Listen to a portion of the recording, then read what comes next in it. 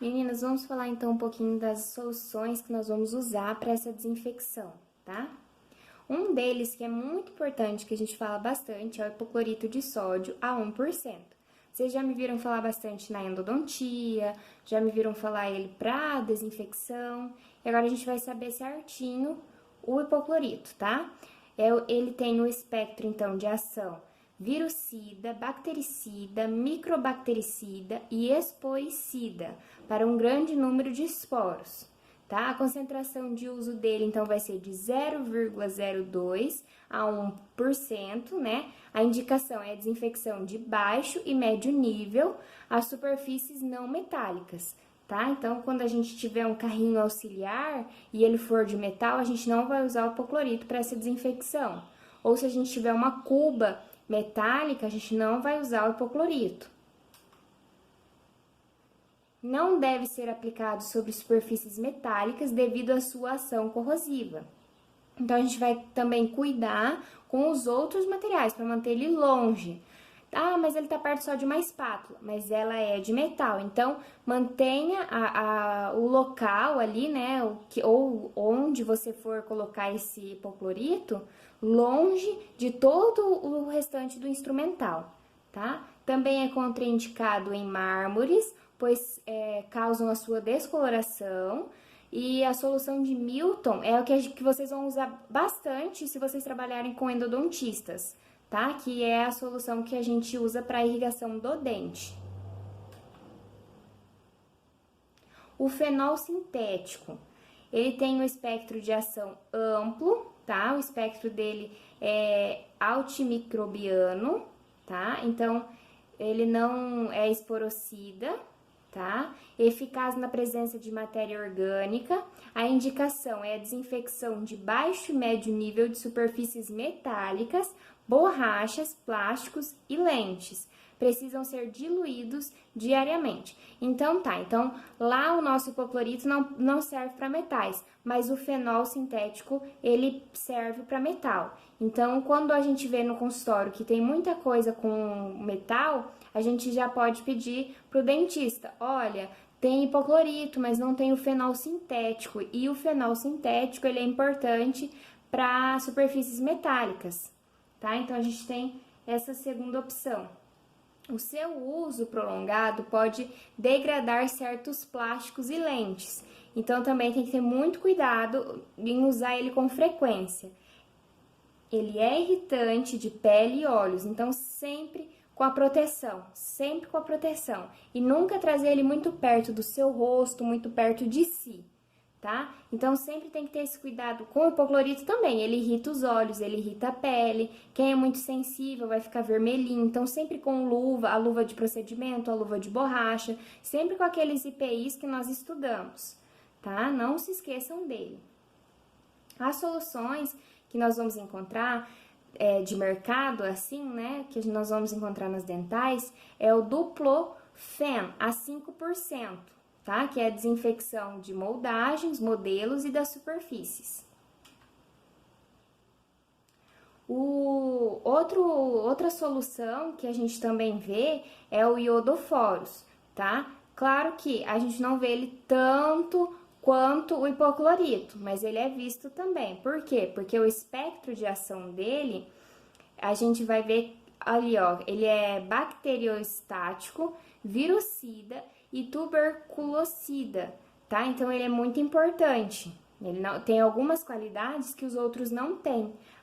A desinfecção dele, a indicação, vai ser de baixo e médio, tá? Nível, a limpeza e desinfecção de superfícies. Não são esterilizantes e mancham as superfícies. São instáveis. Então, ele tem que ter muito cuidado. Por quê? Porque ele mancha a superfície e ele é uma solução instável. Então, a gente tem que ter muito controle com ele. O álcool etílico a 70%. Nós usamos o álcool a 70% na mesma proporção que usamos o hipoclorito. Então, eles são os campeões nas nossas clínicas, tá? Vocês vão mexer bastante com o hipoclorito e com o álcool etílico. Ele tem um aspecto de ação e são bactericidas, tuberculocidas, virucidas, mas não esporocidas. Então, o hipoclorito ele então por isso a gente usa os dois em conjunto muitas vezes, tá? A indicação é a desinfecção de nível intermediário, tá? De bancadas, móveis e equipamentos com superfícies não metálicas, com tempo de exposição de 10 minutos, ou seja, três aplicações.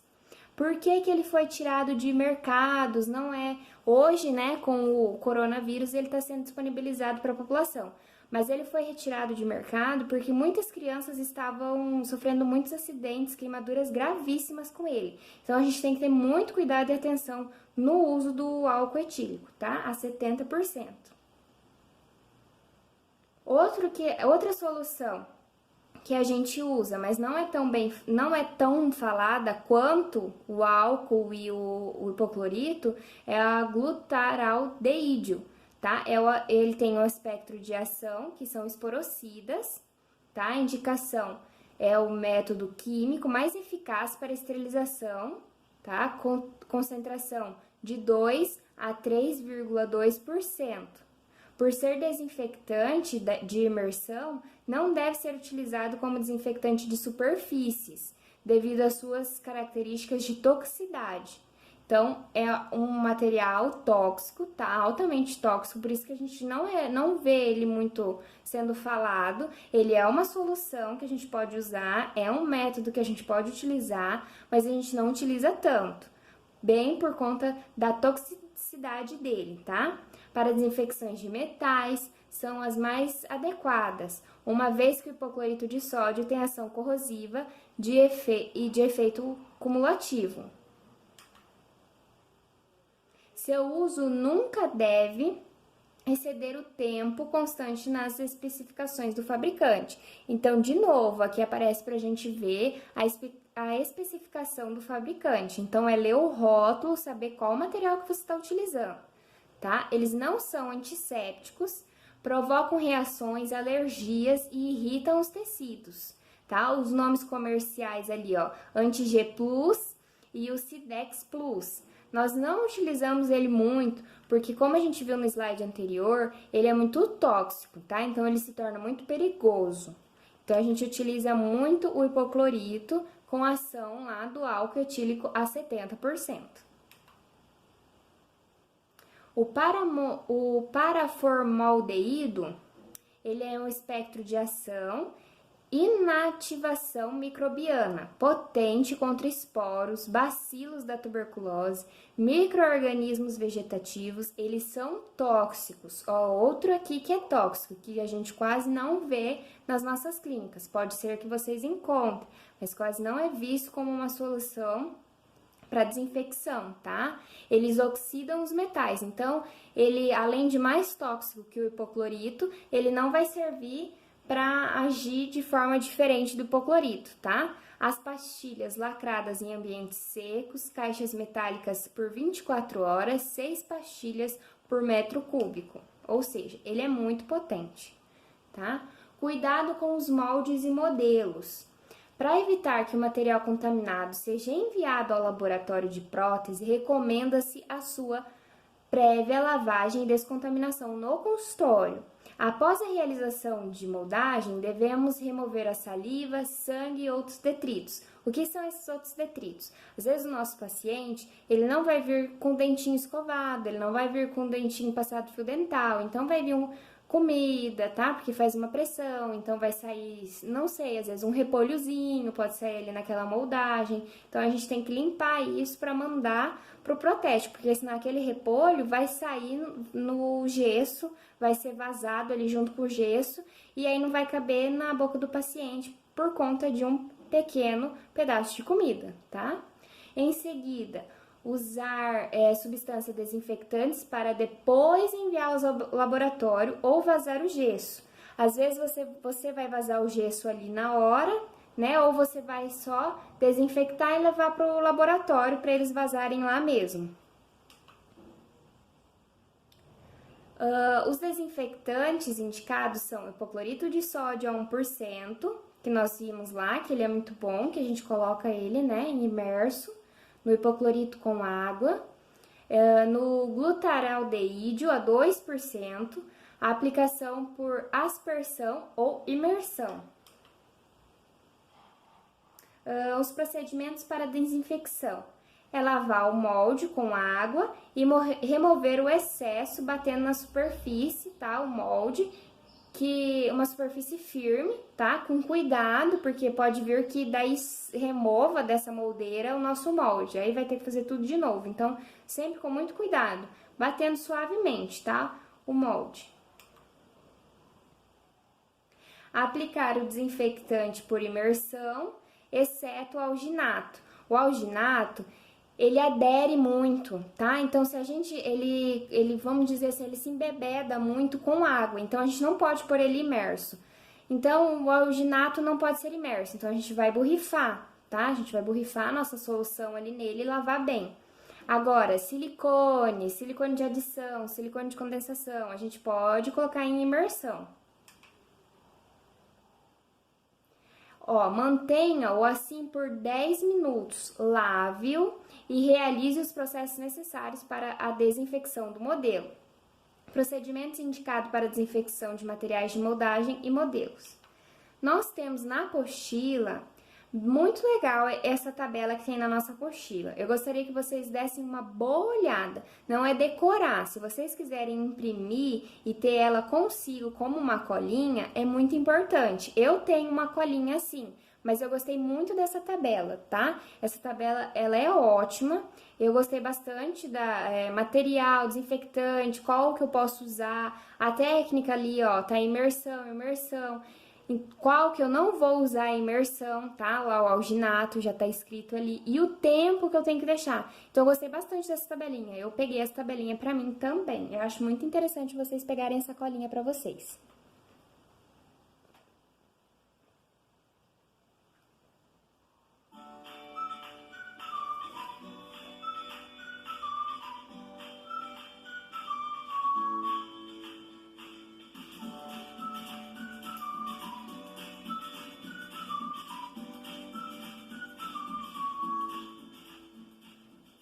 Olá!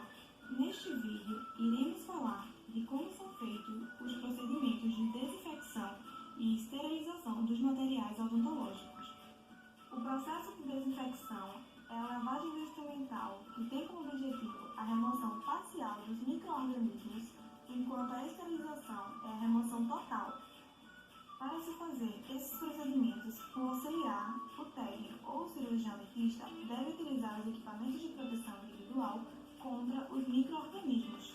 Os equipamentos são sapato fechado, jaleco, máscara, óculos de proteção, touca e luvas de borracha grossa, e não luvas que são utilizadas para procedimentos clínicos. O processo de desinfecção do estetoscópio e do esfigmomanômetro deve acontecer da seguinte forma. Para isso, utilizamos álcool a 70% em um algodão ou gaze e esfregar por todo o material. Fazer isso após cada paciente.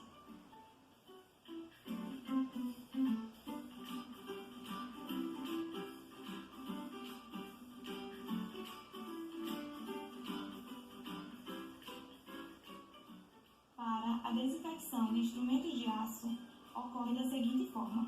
Após a separação, fazemos a imersão em detergente enzimático por aproximadamente 10 minutos.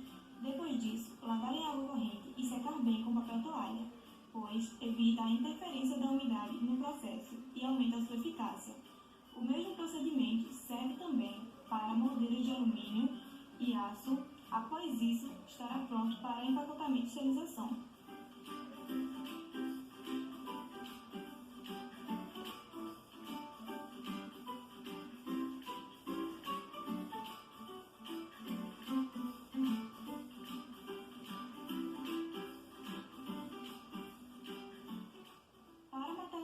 Que são termossensíveis, fazemos a imersão no ácido paracético a 1% durante aproximadamente 10 minutos. Depois, fazer a lavagem em água corrente e secar bem com papel toalha, que estará pronto para uso.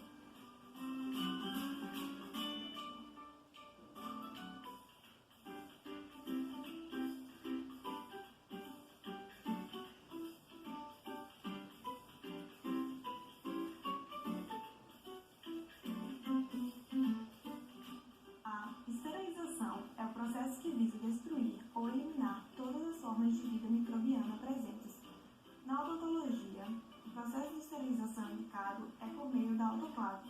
um aparelho utilizado para esterilizar artigos através do calor úmido, sob pressão, e suas temperaturas utilizadas variam de 121 graus a 134 graus Celsius. Quanto maior o calor, menor será o tempo. Para ser esterilizado em autoclave, o material rigorosamente limpo e seco deve ser condicionado em pacotes, os quais devem ser feitos com materiais que permitam a passagem do vapor. O mais recomendado é o papel grau cirúrgico. Antes de ser esterilizado, o material deverá ser embalado e identificado. Nesta etapa, é importante a utilização de indicadores químicos que irão avaliar a presença dos parâmetros críticos da esterilização a vapor: tempo, temperatura e presença de vapor. Esses indicadores químicos que, após esterilizados, alteram sua cor. Feito isso, os materiais estarão prontos para uso. Vale lembrar que, durante o manuseio, o profissional pode ter contato com o material contaminado. Então, previna-se contra a hepatite B, tríplice viral, dupla, adulto e influenza. Não se esqueça, utilize sempre o equipamento de proteção individual. Até mais!